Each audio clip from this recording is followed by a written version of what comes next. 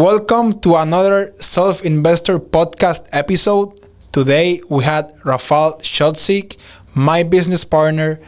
You're about to see how we were able to make a business work and make over six figures these past months.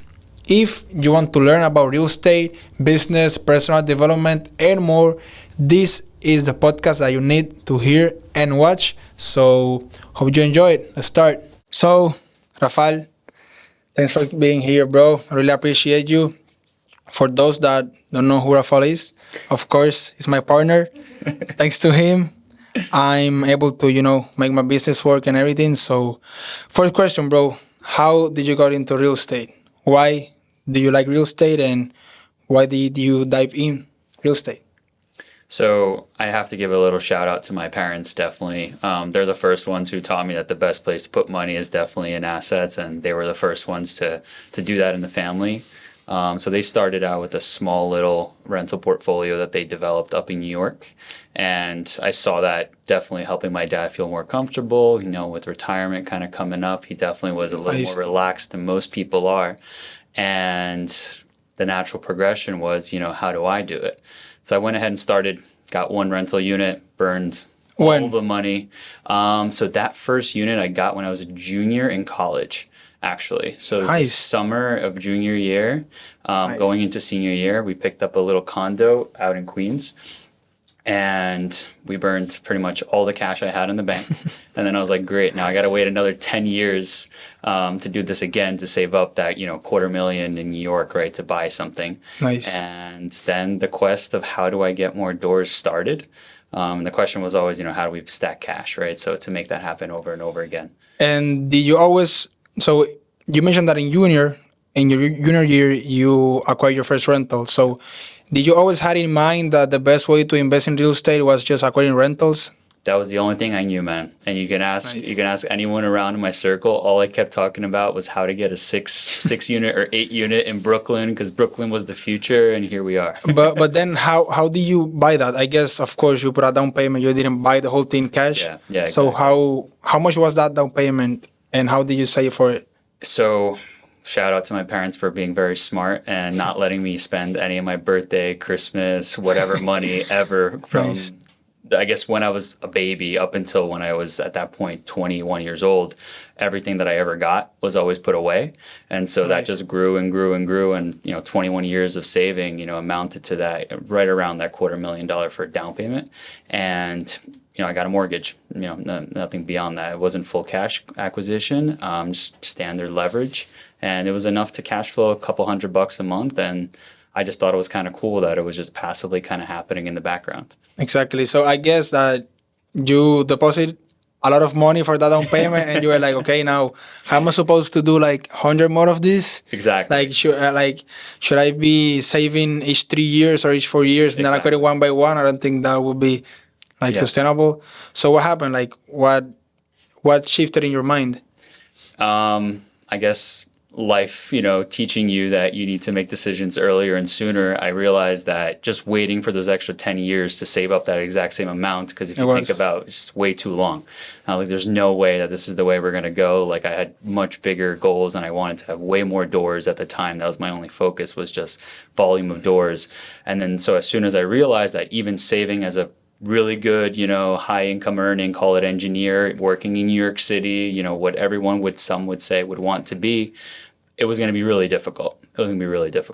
And so that mindset shift quickly happened shortly after getting married, when I was like, I need to provide, I need to be, call it, the person in the family to help support everyone.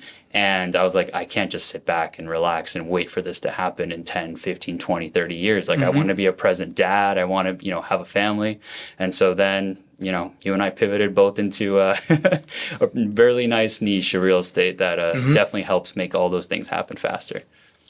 So can you explain what happened in terms of of course you had that epiphany, let's say, right? I guess that you think, or at that time you thought that maybe house flipping made more sense, I guess, right? Correct. So exactly. What happened? You're how did you knew about house flipping? Because I don't know if you knew about that earlier, or you just find out in that point, or... Yeah, so I'm a 100% proud Polak. I'm Polish, born in Poland, and a lot of my family friends are contractors.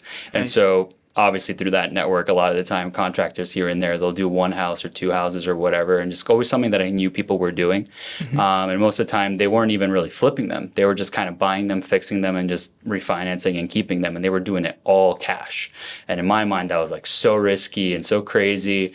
And then, I guess social media just blew up with this whole house flipping genre, of real estate, and people just trying to teach people how to do it. And then, it just kind of was natural. It was like, I know enough about construction thanks to my engineering job. And then I obviously had enough savings to kind of start facilitating that. Again, wasn't quite enough savings to buy another rental, but it was enough to start playing in that game. Nice. And then that transition kind of just happened then, where it was like, okay, well, if I can make an extra 20, 30, 40 grand, that really stacks, right? If you can do 1 or 2 or 3 projects a year, that replaces my income, right? And then so that's where the mindset started to pivot to. Even though I knew flipping in New York, for example, at the time was where I was living, was going to be really difficult. I made an offer on a house one time and I literally got outbid by 200 grand. So you could only imagine how bad and how much of a realization I had overnight that this isn't the place to be doing it. Exactly. So I guess that after that, you're like, well, I think house flipping might work. That's possible. I think that I see contractors doing work, so exactly. I guess that's possible. So you went ahead, and I guess because of social media, you went into a coaching program, right? Correct. Yep. I made the jump, and I'm definitely like someone that always looks for a challenge. And like when I put my head to something, like I need to do it, and especially if there's a financial or like a time commitment involved with it, and that comes with education or like sports or anything like that. I was always that guy that put a stupid little challenge upon myself. And in this context, I guess because now there was income involved, I knew that I need to make a strong investment to make it give me a return, right? So at the time, I invested in a coaching program because I knew that I didn't know enough with just my engineering degree. I've seen people build these crazy high rises through my engineering, side of, of work in my profession, but I didn't know how they got the financing. I didn't know how they underwrote the deals. I didn't know how they analyzed. So a lot of that was still a little bit of a mystery. And as someone that went to a private university, what's the first thing you look for when you want to do something good? Education. So that's exactly what I invested in first. So that was like what, like January 2023? Correct. Or before? Yeah, I was just doing my taxes actually. So it was February, I think like second week of February is when I officially paid for it.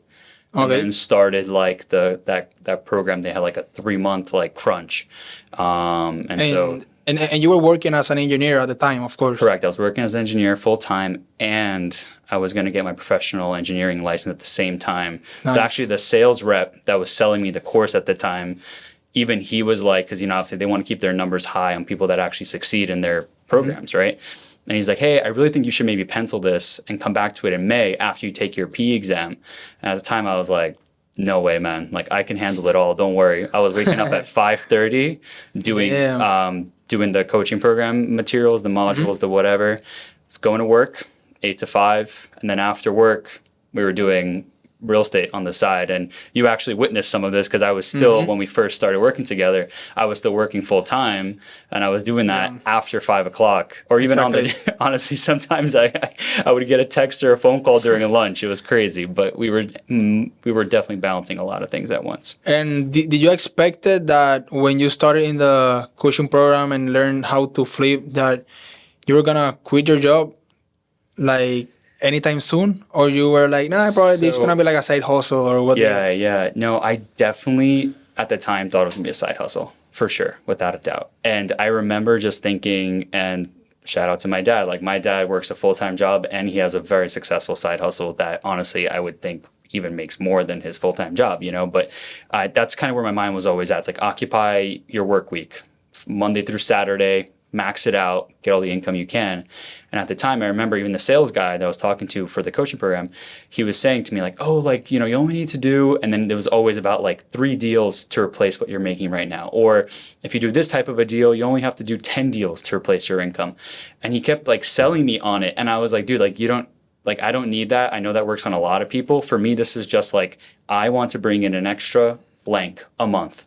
how much do I need to do to make that happen? And he was like, oh, just one deal a month. And I was like, great, thank you. That's all I need. I don't care about how to replace my income at the time. I was just like, I just need to supplement it with an extra amount. And at that time, I think that number was 10 grand. I remember that was like that magic number for me that I was like, if I can get an extra 10 a month, then we're chilling. nice. And then can you fast forward what happened and then how did you heard about me? Like how did we actually met? Because I was in the coaching program too, right? And I have my my side of the story, but I wanna hear your side. Like what happened? Like what happened? Sure. So I became really, really good friends with one of the people in the program as well. And I was the annoying guy, like on the Zoom calls that every time they're like, anyone have any questions? I would always ask a question. And so this one guy, he took a liking to me and he was like, yeah, shout out to Ray. And I guess he kind of just knew that like I was really serious about it. And even though like everyone kind of in that program too, they knew that I was like working and sometimes I was taking the calls, like I would not even make it home. You know, I'd be in the car. I was still taking the calls like at 5:30 or whatever. And became really good friends with Ray at the time. And I met him in person when I went out to my first like conference in LA at the time. And so we had just been texting back and forth and I was bouncing questions and ideas off of him because, you know, as I was doing more and more, there were problems, right, that I was facing. So who would I go to? To this gentleman. And I remember one of the biggest things that we needed to do at the beginning was figure out a way to get MLS access in the market that you're facing, right? And that for me was just like, well, I still didn't know what market I wanted to do. And so I looked into my circle and I was like, well, my father-in-law has access to MLS in Florida. I can reach out to him. Boom, check mark. Did that homework assignment, right? And so sure enough, you came into the program as well and you're looking for MLS and you're like, I want MLS Miami. And Ray, now knowing me and having met me in person, I was already bragging like, oh, I got the access. I did this. A lot of kids didn't finish the homework, right? So like I was proud that I did every single thing. And he was like, hey, man. And at the time you texted me and you were like, hey, or like Ray created a group chat or something like that. And you were like, hey, dude, like I would like to get the MLS access. And I remember I was just like, nah, I'm not just giving it away to you. The only way you're going to get access to this is if we work together. And that's kind of how it all started. Yeah. I remember when when I checked the group chat, I was like in my father's house and I was like, okay, I don't know who's this guy, but whatever. Like I want to fucking make some money and do some deals, right? And then, so yeah, we knew each other, right? And honestly, I don't know why, but I think that we literally just figured out that we really wanted to make a deal, right? And then we started making business, right? We were asking Ray a bunch of stuff and how, hey man, like how do I call someone and how do I text and this and that, and how I mean, why do you think we have been working out so well? Because to be honest, like I think that you and I, like we are kind of different, you know, like way different backgrounds, right? Yeah. And the fact that we are able to not do one deal, we literally closed our 17th deal in 8 months, which is awesome. I thank you for being part of the process, of course. Well. So why do you think that, you know, that we have done business? Like, yeah, there was one time that you told me something that someone else, I guess, told you, which is like, why do you have a partnership? And the partnership only works and should only be a partnership if 1 + 1 of those two people equals 3. Not 2. Exactly. If it equals 2, you might as well work alone and hire someone else out. But if those two people come together and they equal 3, you have a successful business or a successful partnership. That's exactly how we work. I mean, we are very different. It's kind of funny. I mean, like I remember still to this day, like every time you like check in on the KPIs, you're such a numbers oriented guy. You're like, we're like not hitting our calls. We're not hitting our messages. We're not hitting our this or that. You know, you're very quick to remind me where we stand. And I'm over here like, you know, just making sure that everyone's happy, right? And making sure that no problem goes by the wayside, right? So very detail oriented, and you're really, really good at the operations, right? The SOPs, right? So I think those two strong suits coming together, you know, problem solving plus operations definitely make for a very good business. And between the two of us, I feel like we're so creative. Like we're still so young. It makes it so easy to still work. I think if we were different in age ranges, even having those two skill sets, I feel like there would be some other frictions that would come about. But I think that's the right ages and the right difference of mindset that together collaborates and makes a really successful business. Definitely. I agree. And before the other thing that I was going to ask you in that line, I didn't want to jump something very important that I wanted to mention is that so you were in an engineering job, right? Yeah. And I was studying engineering, right? That's So let me ask you, what happened that you quit your job? Like what was the turning point? I can tell you my story that I don't recommend anyone doing it because I was like I quit college very easily, right? But you are different, you know. I mean, like you actually had a job and you were in New York. Like I don't know. It's a way different situation than mine. So what went through your mind? Like what happened? Yeah. I've never like publicly announced it to everyone, I guess, really, but there was two really large shifts. And I think the first and most important was the fact that I had a huge life change, which was the fact that I got married, right? And so that thought of, you know, having to make something new and, you know, successful, and that being my relationship, and of course, you know, us also considering moving and having a family and a location, all kind of came together. And honestly, we always wanted to move down to Miami, right? So let's just put that out there, right? The goal was Miami, and I was working in New York as an engineer. So now the quest became, well, you know, we want to move there, we want to move there. How do we make this happen? And at the time, super easy. Hey, I want to work remote, or hey, I want to change jobs and I want to go down there. And since we had already been on this kind of, you know, this quest, if you will, since February. No, I think we started working in May together. May. Well, June. Yeah. June. So since May till July, and end of July was basically when I pretty much threw up the hat and said no more to this. We saw a lot of good traction, and so now I'm thinking out here. You know, I'm doing my own thing. You know, I'm about to get married. I got married July 1st. How do I get down to Miami right after? My job wasn't so, you know, excited about me relocating. And so that was kind of one frictional element. And then in addition to that, I had a health scare, which kind of put me on my ass, landed me in an emergency room, and quickly taught me that life is way too short to wait, right? So now wedding, job not really aligning with your goal of going down to where you want to be, plus you landing in the emergency room, I think a change had to be made. And so all of that came together, and I think within just a couple of hours after all of that kind of happening, well, truthfully, landed from honeymoon in New York, health scare 2 days later, landed at home, and I was like, I can't do this. And at the time, remember, I was waking up at 5, studying for my PE, right? Going to my job, doing the real estate thing in the evenings. I was killing myself, right? And so I was like, I need to choose one of these and just double down and do it all. And so that's when it was natural. I was like, I've always wanted to be an entrepreneur. To everyone that went to college with me, they know I was always trying to do something. I was fixing iPhones in college, man. I tried to make like some crazy tracker device in college. I was like 3D printing. I got all these university like professors to help me out with the prototypes and everything. I was always trying to start a new business. And I was like, man, I'm 27 years old. I literally cried myself to the emergency room. I'm not going to wait anymore. I was like, it starts now. And so that's kind of when the pivot all happened. And sure enough, we flew down to Miami a couple weeks later, and Reborn REI started thereafter. It's been an awesome journey, right? Like it's Incredible. like your life and my life can like it seems like it's like a movie, bro. Yeah, for sure. Like Yeah. you're telling me this and I'm like literally picturing everything. I'm like, wow, like this is fucking crazy. Like how's that possible? But it's great. I mean, like I guess you just have it in you, you know, like that entrepreneurship and that mindset that you are not okay with just being average, you know. Correct. So that's pushing you to being a better version of yourself, and not for you, also for Lais, your wife, right? Yeah. So it's awesome, and yeah, I mean, so let's get back to the present. That was an awesome story. Thanks for, you know, mentioning that. And let me ask you, so how do you see the market going right now with these agents that are not representing buyers anymore unless you pay them? You know how Yeah. how The now whole NAR settlement.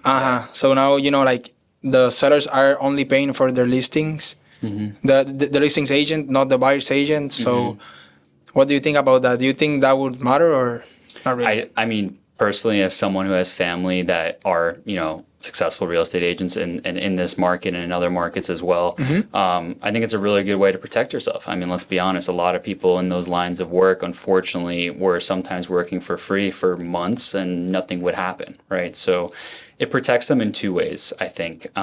It definitely weeds out people who are not serious, right? Like if you're serious and you're looking to buy, you have no issue with signing an agreement with someone and stating that I'm working with you and only you, right? Exactly. Like the reality of it is, if you're serious and you have all the information you need, why should you care? I mean, you just sign an agreement with someone and you make it happen, right? And you pay for what you get, right? And that's kind of the other thing, which is like the whole negotiating and the percentages and everything, right? I think people know, obviously you pay and equivalently you'll get a product, to it, right? So if you expected to get people that are only going to be working for maybe 1 or 2% commission, good for you. I mean, maybe there's great robots and AI that can do that for you, but a person deserves to get paid. So I think it protects people who really work and hustle.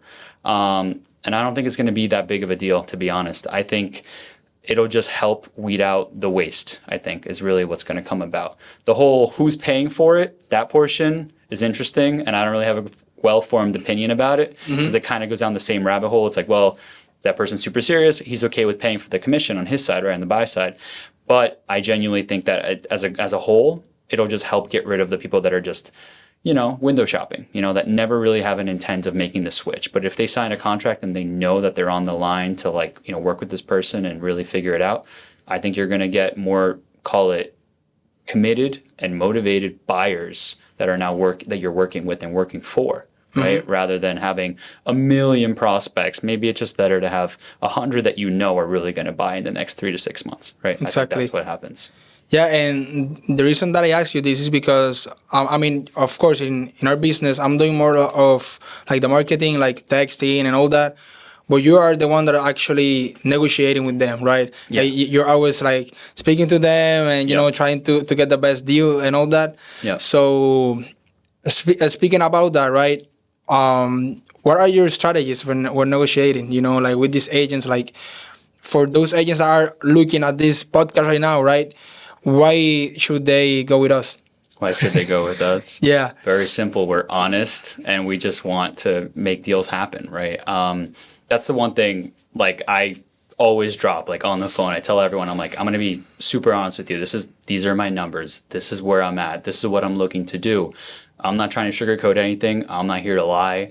I'm just trying to make good business, right? And I think that's really key, especially in any type of sales, right? I think when you're transparent and when people can honestly know a little bit more about you and you build that good rapport, the sky is the limit, right? When someone trusts you and they know, for example, that you are married, that you live in XYZ zip code, or that, you go to this gym class and they do too, it's really tough, right? If that person has all of that, call it camaraderie with you, to not also respect you equivalently, right? So I think that's quintessential in what I think brings us a lot of success on the sales side of things.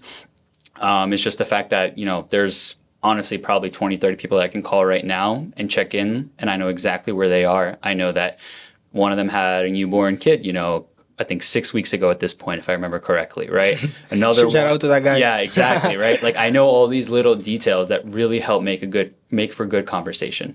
And I think that's key with anything in sales and especially in business. Like those little nuances, those little nuggets, forget about being a numbers game. And I know this is where you and I had some friction at the beginning, but like those types of relationships that you can form, they're incredible. Like there's nothing more beyond it. Like there are people that I will still get coffee with, even though we have never done a deal. But it doesn't matter. They're great people, and sure, maybe it's not the best use of KPIs and time, but nonetheless, at some point, I'm sure it'll convert. It'll come around. It's all a matter of time, and I think that's quintessential for a lot of those conversations. 100%, and I think they also respect you because like you really know your numbers, right? Yeah. Like let's say we're analyzing a deal in a certain area because of how we're looking at properties every day. Correct.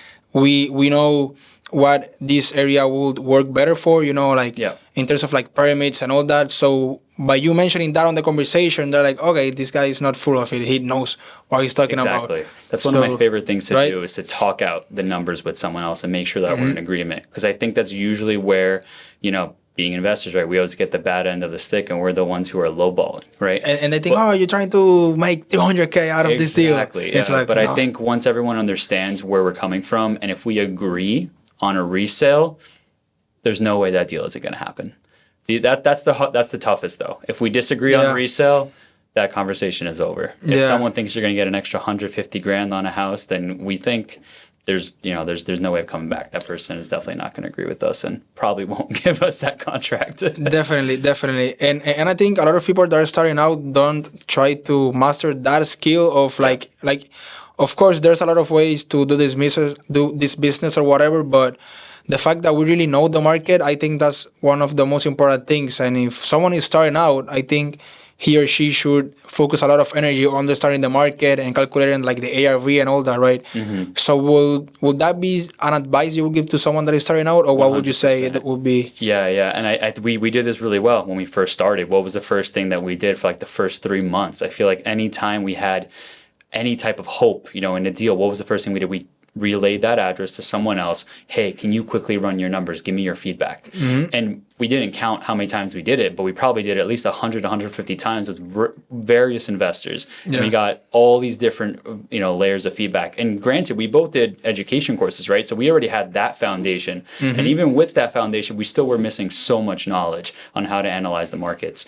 And so like there was little things that I now know, like for example, like who cares what that property sold for? Sure, it could have been an amazing sale, but if there's not a single active, that's not your ARV. You can't come out 50, 60, 70 grand over every single other property on market. Exactly. That's a couple of times that we had sticky deals that we lost because we weren't looking at those extra variables. And now that we understand, okay, make sure your actives match your comps, and make sure that, the square feet, the sizing of the house, the age of the construction, all these variables, the condition of all these other elements that now when I'm talking to them, that's my biggest questions.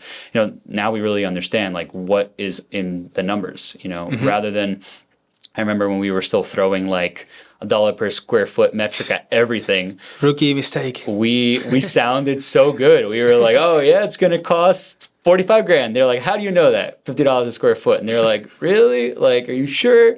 Well, now we actually know how much a bath, a kitchen, a floor, and everything costs. And we've seen it time and time again that now we're really starting to get pretty darn close because I think people are agreeing with our numbers more than we realized now. But I remember in the beginning, that was the hardest thing. We used to always get told our numbers were wrong. And I hated that. I know you did too. That's why we did all these improvements in the last couple of months. Yeah, it's funny because yesterday I was on a call with Luisa and Juan. Shout out to Luisa and Juan that has helped us a lot. And they asked me, I was trying to sell them a deal. And they asked me, but what's your ARV? And I told them, it's 670. And they're like, good job. Yeah, I think you're starting to learn how to do comparables. And I'm like, thank you. Like, I feel accomplished now, right? Yeah. So, yeah, that's funny. Agreed. That's funny. Yeah. I got one of those compliments the other day as well with someone, and it was someone that unfortunately the deal didn't really pan out in our way, but at bare minimum, he agreed, I agreed. Our numbers construction-wise were all perfect and everything. But they just had an end user, so it didn't go to an investor. So it was what it was. But that respect, especially with that person that I spoke to, exactly. It's there. That's it. Like if I ever speak to that person again, if they have another property, another opportunity, there's no question that he's going to agree that I'm going to do the right, call it evaluation and underwriting for that property. Exactly. And what do you think it's working right now for investors? Like, can you mention something that you think is working well for investors, like people that are flipping, people that are wholesaling? Is there something that you think that right now in this market is working very well? That's a great question. Truthfully, I think in the last couple of deals that we've been doing, I think the real, call it winning aspect for a lot of them, the ones where the people are really, really going to make a nice chunk of change, a nice profit margin, has been finding those little nest eggs in those properties. And what I mean is like, for example, double, triple checking things like, is your AC good? Do you really need to throw it out, right? Like these cost savings can really turn around what used to be a 10% profit margin and make it now a 15%. Or as we always do, right? You and I always are, well acquainted with this. Can you add an extra bedroom, right? Like that extra bedroom is just an easy 15, 20 grand on resale that like, if you can find that extra space, or if the house was just poorly laid out, or even sometimes the previous family that was there only had maybe one child or an office and they didn't need a 3-bedroom in that house. If you see that potential, I think that's really helping some of the people that, we know so well that, when they find that smaller home, but yet maybe, it has an extra nook or an area where you can add a bath or bedroom, that exponentially helps your profits. And that's where I think when people they miss those opportunities and they're running their calculations, like you and I, for example, I'm sure we miss it sometimes. And I'm sure we let go of deals that probably had room to make more money. I think if you're always making sure that the square feet and like the layouts and where the pipes are, if the plumbing is there, add a bathroom or a bedroom. I mean, you and I both know that's 30 to 40 grand on resale increase. And if that was, if you were already budgeting for 30 grand or 40 grand the profit, you just doubled your income. Exactly. Like that's fantastic. And that's great. And all that you just mentioned, I would say, of course, it applies to the resale value or the ARV. For those that don't know what the ARV is, after repair value. And then I think a lot of people, let's say they might be able to calculate a good resale price and rehab budget, but a lot of people have trouble with actually acquiring the deal or actually putting the money. And in our case, you have been doing the majority of the work when it comes to raising money, right? So do you have a trick for that? How do you raise money, bro? I'm going to be honest. My cheat code to all of that is just having gone to a great university with a lot of friends that go and do amazing things for their day jobs and are extremely busy and don't have places to put that money. So shout out to Boston University. A lot of my friends do amazing things. I have buddies that work at Bloomberg, others work at hedge funds, others that do, work at large insurance companies. And, they're successful. They make good money. And just like myself, they're putting away, they're saving, they're thinking the same exact way as I was, right? Like, where can I invest this? Where can I put this? And that network, fortunately enough, thanks to Greek life and sports that I played and things like that, is pretty large. So that's who I've been mostly tapping into. Although, I have been saying, it's your turn to do a little bit more of that as well. And you've been doing it great lately with social media. So we've been getting a lot of capital, call it thrown at us lately. So that's been incredible. But yeah, I definitely cheated by going to my college friends Nice. that are all doing amazing things in industry. And I mean, it makes sense for them to invest the money with us, right? Because I guess otherwise, what would you do with that money? Like, are you put it in the stock market? And of course, I'm not trying to sell you to invest with us, but invest with us. but I guess it's just easier. It makes more money, and it makes more sense. Sorry. Well, if it makes sense, it makes money, Exactly. right? So that's great, right? Because like, let's say the market can give you like what, 8, 9%? Your averages, right? That's what in a year. That's what I pin it against. And all my friends who are in finance that are reaching out to me to invest with me, they all know, that what they'd like to see above the standard, year over year returns in stock market. So, plus they're helping a friend out, right? Exactly. In the business, investing in a good cause. Exactly. I mean, like, this guy quitted his engineering job. I quit college. So come on, like, we are serious, okay? Like, lend us your money every day. That's awesome. That's awesome, man. Yeah, I mean, other thing that I was gonna ask you about. So, what would you say are your plans in 5 to 10 years? That's so funny that you asked me this question. I just had a similar conversation with someone about 2 Nice. weeks ago about this exact same thing. So, it's funny because right now I'm super hyper focused on the 1 year goal, which you and I know so very well. It's a really healthy revenue margin. But on the 5 year marker, I hadn't thought about it for a little bit, and so actually shout out to Kevin, my father-in-law. We had a conversation about this a couple nights ago over dinner, and I realized that one thing I have been ignoring these last couple months, that granted business has been amazing, super doing super well, and we're really happy, and I'm happy that we're doing all that we're doing. But back to that childhood itch, I still want doors, man. Like, I still want to buy rentals. That's always something I wanted to do. So there's a number of doors that I'd like to acquire in 5 years. And I don't want to sound too ridiculous, so I'm not going to say it out loud. But it's a marker of number of doors that I want to acquire. 1,000? Basically, yeah. Yeah. That's awesome.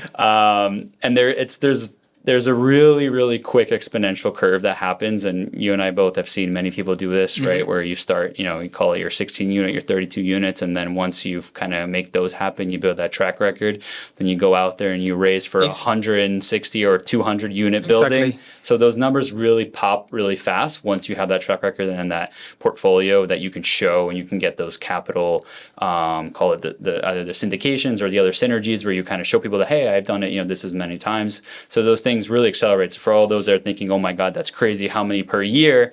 trust me, it exponentially grows. So year one, basically 30 doors. Year two, you basically hit 100. And then from there, you do either a syndication or a synergy with someone else, and then you can really go into the thousands. So that was my 5-year marker from a door perspective on a personal passive income. But on a more active side of things, we're obviously dabbling right now mostly in the flipping and wholesale side of stuff. And so one thing that, I came out of engineering, man. I saw developers build things. I always wanted to be on the other side of the table. And that's one thing I definitely want to do. I don't have a number of units I'd like to build, but I would like to develop something on my own. So that would definitely be in the 5-year horizon. And it's funny because that's where our conversation had ended with my father-in-law. So I didn't actually really think too much into the 10-year marker. But I've always heard and I've always thought that getting into private equity is definitely the space to be if you want to go into the next tax brackets, if you will. So I think beyond the 5-year marker, once we've hit all those milestones, those are more personal things that I really just hold value to because of my family, because of my background in engineering. I think I really see a lot of fun, and I think it's really exciting to kind of acquire, help improve businesses. Now that you and I are obviously down in the trenches every single day, like I'm sure there's things we're going to be learning in the next 2 to 3 years as we grow the business and hopefully transition more into a managerial role as opposed to actually doing hands-on business every single day that maybe we can equate and use to help other businesses grow. And, there's people every day that are selling off their businesses. They could be boring laundromats, car washes, whatever it is, right? But I think it's really cool to be able to have a bird's eye view, help a business improve and get it to that next marker, whether that be just a revenue increase or get it, to sell to another investor at some point in time. I always found that was really cool, and you and I both really like and have read his books, Alex Hormozy, and that's what he's doing right now. So I think that's definitely a little bit of inspiration that's come out of his that's awesome. Well. Yeah, like it's like flipping businesses, right? Correct. Like, what's the difference of flipping a house and a business? I don't see difference, bro. Exactly. But yeah, you can't put $1 per square foot on the business though, so we're gonna have to learn how to run our. You have to run pyramids like on the roof. Exactly. But that's awesome. That's really, really awesome. I of course, it's how I see it is that I don't know. I really like new challenges, and I know that you like new challenges too. And like, what's the point of living life without a challenge, right? Exactly. Like it's always trying to of course, it's not that you want to run a sprint and forget about everything that is behind you. Yeah. But I think that a great way to do this type of things, like you mentioned, like, but how are you going to do 1,000 units in 5 years? Like, of course, you have to prepare for the process, then actually do the process, and then automate the process. Correct. I think that's at least that's how I like to divide a process in my brain. Yep. How would you divide that process, or how would you identify each phase of, like, I don't know, acquiring 1,000 units or acquiring 1,000 businesses? How do you think about it, more or less? If you have thought about it, I don't know if you have that. I mean, for me, I guess I've just kind of like shadowed, or in my mind at least, just like followed other people who have done it. That's always where I start. I just like kind of figure out like what they did. And then the process then is usually pretty darn simple, right? Because like you can look at like there's so much content out about real estate right now. It's actually overwhelming. Like if I ever go to our Reborn Instagram, like it's actually like mind numbing, like how much you can scroll through and learn and just see. And then I think from there, once you just kind of pick out maybe like a little bit of a trajectory, something that made sense, something that was working, maybe 2 or 3 people say the same exact thing, that's usually where I start. And I'm like super annoying about this actually. Like I even do the same thing when I buy something new. I'll make sure that there's at least a couple of reviews that people have done this well, or that like this product. Like I never really jump in without kind of finding that there has been success in that space before by someone else, or that product or that tool or whatever. So that's usually where I start. I usually just kind of find, if you will, someone like of a mentor or like a guidance piece. And then from there, we put our own spin on it, just as we do in our business. That's what I always do too. Because there's always like, that's kind of going back to the PE side of things. I'm like, I know there's ways to improve. As someone who has worked at 2 different companies in the engineering space, there was always things to improve. Even though they were super mega successful, creating profit year over year, just churning out money, there was still a lot of things to be fixed. So I think the same thing applies from that process perspective. Like, I'll find the challenge. I'll find someone that did it before. If no one's done it before, then maybe I can find a different business that does something similar, copy paste call it the rule book, and then just adjust it to my own liking or to what I think makes more sense at the time. I think that's definitely an issue with some of the education out there sometimes. Sometimes it's not super applicable to your market, to your backyard, to where you are. You got to make adjustments. And I think we did that really well too. Yeah. I think that when it comes to implementing new things, you have that balance of like being careful. Yep. And like figuring out what it's exactly that you're getting into, but at the same time taking action, right? Like, for example, a great thing that I really enjoyed was going to Jacksonville and hopping on the plane, because it was that like you just didn't say, oh yeah, it seems like a nice deal, whatever. You were like no, dude, like we're going tomorrow morning to Jacksonville. I'm like, what the fuck? Like, okay, let's do it. Just so everyone knows, we were looking at 16 unit in Jacksonville, and I think I had the contract signed and in my inbox at 8 p.m. Yeah, because I had just come back from a Tuesday. run. Yeah, it was like a Tuesday night. Yeah, 8 p.m. Tuesday night. And I told the agent, I was like, hey, if this gets signed this evening, I'll be there tomorrow to see the property before 10 a.m. And she was like, yeah, whatever, blah, blah, blah. Sure enough, lands in my inbox, came back from my run. I saw my phone. I was like, oh, it's there. Bought 2 tickets for me and Kevin. Call Carlos. Say, Carlos, get yourself a ticket. We're flying Jacksonville tomorrow morning at 7 a.m. And he's like, wait, what? And I don't even know where you were, but you were so confused. You were like, are you joking? I'm like, no, do we have a contract? We're buying this 16 unit in Jacksonville. We're flying tomorrow morning and we're coming back the same day. And sure enough, within 12 hours, we were in Jacksonville touring a 16 unit. I was and like, then we went to go tour more units. Right. Had some lunch, came back down to Miami for dinner. Yeah. It's all about that, like maybe we didn't acquire those, but we did learn, and we did had a great experience. Of course. And eventually there's going to be some 20 or 200 or 1,000 units we're going to buy, right? So it's all about just like taking that action, right? It's all about like taking that first step. Exactly. Like it's not supposed, like there would be no fun doing something difficult. Let me rephrase that. There's no fun doing things that are easy, right? So like what we did there, that was difficult, right? We did it. It put us on our, we had to stand up at probably like 4:30 in the morning. I had hop to on run. this flight. He almost missed his flight actually, which was hilarious. So he needs to still get TSA pre-check. And because it was like a new challenge, and sure, we didn't win the first time, right? But I think that's what makes it almost more rewarding and more fun. Like you're almost not supposed to get things right the first time. Like the process helps you, one, become better, and two, honestly, if we were lucky and that was a slam dunk of a deal on the first deal that we ever looked at, I feel like we would mess up on the second one. You know what I mean? Exactly. I almost like to think that maybe we need to go through and underwrite and get under contract and look for finance maybe 10 times before we really pull the trigger and buy a big unit like that, because that taught us a ton. Like there was a lot of things that were hidden there that we didn't see. Sure enough, they came out within 48 hours of due diligence. Sure enough, we found the HOA problems, the location, the developments, the structures, the whatever. It was fantastic. Like, I don't think you and I will ever forget that trip, one, and we'll definitely never forget the math on that deal either. We know exactly what to avoid and what types of construction to not consider in the future. But yeah, it was an incredible learning experience. Like you said, take action. Like for me, that was a really simple thing. I was like, well, if I want to be really serious about this goal that I set for myself to hit by the end of the year and by the next 5 years, well, if I'm not hopping on planes every now and then to go see these units or driving out to see them, like, it's not going to happen, right? So it was really simple to me. It was like, do it. Sure, it might not work this time, but maybe the next time, maybe the time after that, it'll definitely pan out at some point. Exactly. Yeah, like there's just some things that we wouldn't even knew about if we weren't there, right? Exactly. So it's being awesome, and like next time there's more units, let's go like to Utah, California, I don't care, let's go. Yeah. No, we'll be hopping on some planes definitely to look at those larger style for sure. Because once we get in those bigger numbers over the 128s, we're gonna have to travel. That's without a doubt. Yeah.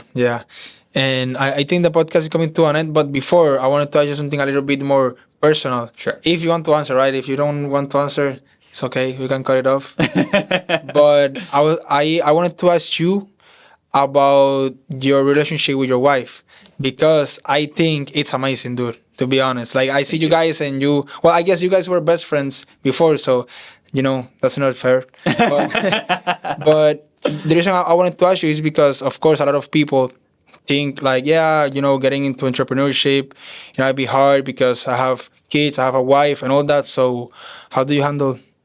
How do I handle? How do you handle, having a happy wife, happy relationship with your family? Can you say the secret? Yeah, the secret is I probably would not be a successful entrepreneur without her. Nice. Hands down. Honestly, I think the day that I committed to committing so much money into education and into this business, to turn around and to have someone look you in the eyes and just say, I believe in you almost more than you believe in yourself, it's the most beautiful thing in the world. That's awesome. There's no questions asked. To be able to do something like that, to have someone standing by your side so unconditionally in belief and faith of yourself is incredible. I think that drives me more than I can explain on a given day. It's sometimes some people complain like, oh, they got to come home to this or that. I know that seeing her happy and also being able to do all the things that I can do now, thanks to being an entrepreneur, has honestly accelerated me to want to do even more great things. And it's kind of funny because like there's little nuggets that I remember when I was first starting out. Like, for example, our logo. I wouldn't have that logo right now if it weren't for her, to be honest. Nice. She hopped on. She was like, enough is enough. Like, your signature looks trash, blah, blah, blah. Like, we need to make this official. Sure enough, within like an hour and a half, we're sitting in my parents' house in the kitchen, grinding away. We bought the domain. We hosted it. We got the logo. We got a mission statement. Everything just boom, boom, boom. The two of us just ironed it all out and did it all together. And, I'm never going to forget that day. Never. And to have that beautiful of a support is just the best thing. Honestly, marriage is the best thing that I've ever decided to commit and do. To all those haters out there, I'm sorry you're missing out. You'll probably never 10x your business without a spouse. But it's okay. You're a young, aspiring married man. You'll be there soon. But genuinely, and I'll share one more story. 2 or 3 nights ago, you and I were facing a bit of an issue on a certain property, and the solution was so obvious, but you and I both couldn't see it. And I don't even know if I actually had told you about the problem yet. I was just trying to solve it before I even told you about it. And I was driving home, and Lais looked at me, and she was like, babe, something's wrong. What's going on? Blah, blah, blah. And I quickly just mind dump. I was like, this. And she's like, oh, that's so simple. Just do this. And you know what the funny thing is? I taught her the thing that she suggested me to do, but I couldn't remember it myself because I was so scared about not, accomplishing, getting to the finish line of failure that my blinders were on. And even though I had done all this reading, all this education, all the different exit strategies, all the things you can do at property, I didn't remember it. But, Are you teaching me? Getting a little chirps from the peanut gallery out here, but fair enough. She learned it on her own, but she quickly put me back into line and reminded me, hey, something so obvious, just do this. So how do I balance it all? Honestly, most recently, the biggest change I had to do was get two phones, personal and a work phone. I'm still learning how to really turn off the work phone to keep the personal on. So shout out to her for helping me with that because my mind doesn't stop thinking about business. So thankfully, she helps me learn how to do those things. And yeah, she just helps keep me on top of my game and, to my word, to be honest. So shout out to my wife, Lais. You're incredible. And thank you for being part of my entrepreneurial journey. I wouldn't be where I am right now if it weren't for you. I can promise you that. You're welcome. That's great. And I wanted to ask you because I know that's a very important and part of you, of course, right? Yeah. And I think it was Leila Hormozi that I saw a short that she posted about how one of the, or probably the most important decision that you make in life is who you decide to spend your whole life with, right? Correct. So it's very important to choose the right partner, right? Yeah. Because, I know that it's very important and it's part of you, of course. It's literally part of you. Yeah. The easiest thing, let me rephrase that. The most beautiful thing for our relationship specifically was that we were friends for so long. So we knew everything, almost too much, but enough to know that the decision was right. There was no other option, right? It was just the two of us that we were going to be together. But in those qualities, let's say, if you're someone that's recently started out in a new relationship, I think it's key that the goals and what you're striving to in the future are in alignment. Because if those aren't matching, you will be in constant friction through each of your respective growth patterns. And so I think that's a really simple thing for us, because we always wanted to do more in business. Light's just graduated from NYU Dental School. She's going to be going back into residency. She's going to be a super successful dentist in the future. And she's going to be an entrepreneur, right? I mean, each dentist is basically an entrepreneur. Anyone in a medical field, if they open private practice, at some point becomes an entrepreneur. So we both had that itch. So that was already core, simple foundation that we both had, no frictions there. And we both just wanted to live really beautiful, simple lives, right? So the definitions have changed over time, of course, but the goal was always the same. And so I think that was really key for us, because, as things are starting to get crazy now with business, and we're growing, and I need to travel again, I'm moving for a little bit, like, the goal is still there. The end game is still there, and that hasn't changed. And that's been there. And we've joked about it when we were still friends. Like, what would happen, if we had ever gotten married and things like that. And so there was little things that we had already planted the seeds for, and that haven't changed in all the years that I've known her. And I think that's huge, because I think if those goals are not in agreement, you will eventually find some frictional points when you start getting closer to them. Or maybe you're already hitting your goal, and that person has a different goal than you, and now they're going beyond you. They're going to leave you behind, and that's not our problem at all, actually. I think she kicks my butt into gear sometimes and reminds me 10x. Wow, that's awesome. That's great, man. And thank you for sharing that, because I know it's kind of a little bit more personal, and it's of like the professional part. I'm proud of it, so But I appreciate the question. That's awesome. Yeah, man, I think that's the end of the podcast. I have to say that I'm grateful for you being here and for being my business partner. So is there anything else that you want to point out before the end? Nothing other than I'm super glad that we were connected through a very, odd, I guess, situation. Was striving to do both of our homeworks. I think was incredible. Super grateful to have you as a business partner. I know we're going to go on to do amazing things.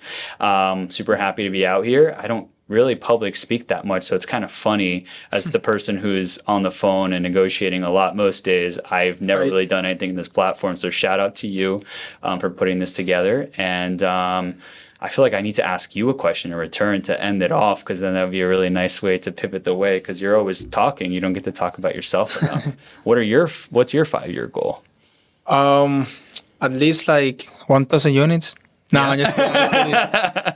Honestly, I see entrepreneurship as a sport, Mm-hmm. So I just like to play the game and just keep doing my best. So there's a lot of things that I have in mind, to be honest, like, of course, flipping more houses and scaling the business and wholesaling more and doing more marketing. I really like just like the adrenaline of running a business and getting the business bigger and better and onboarding new members to the team as well. Mm-hmm. I don't know how that's gonna end up in 5 years, just because, I mean, like, if you ask me last year if I was gonna be in the situation, of course not, bro. I remember telling Ray, I was like, bro, if we can make at least like 100K in a year, that would be so awesome. And of course, I don't want to say how much we've done and all that, but it has been more than that. So I don't know. The point is that it's really up to how focused I am, how focused we are, of course, because we are the business. But I really trust you a lot, man. I really trust that if I had a good idea, you're gonna help me navigate that idea, and if I had a bad idea, you're gonna be like, you know what, I don't think that's a good idea. I think we should do it this way. And just so it's documented, I wanna tell you, please let me know if I'm doing anything wrong, and if you think there's better ways to do stuff. Although we talk about it, I don't have to tell you this, but yeah, I mean, I really trust you and what we're doing. Mm-hmm. So I guess I just want to keep my end of the deal, that is like doing my best, right? And doing my best and having fun. I'm really having fun. I feel accomplished like months before. Like I think we've done things that I thought it was gonna take us like 2 or 3 years. Yeah. In a few months. So I'm happy already. Like I'm okay. Like whatever happens, I'm okay. So what we'll make sure that happens is that on the next podcast, you tell all the viewers what your 5-year goal transpires to be after this point, because it sounds like you still need to think about it a little bit. No, definitely. I know that, my net worth has to be like $1 billion from 10 years. But how I'm gonna get there, I don't know. To be honest, I'm just working and trying to do better stuff. Sounds good. No, I think it's a fair net worth goal. I don't think anyone will frown upon that. No mom or dad will be embarrassed to hear that right now. I hope so. All right, perfect. Yeah. Thank you, boss. Of course. Thank you for having me.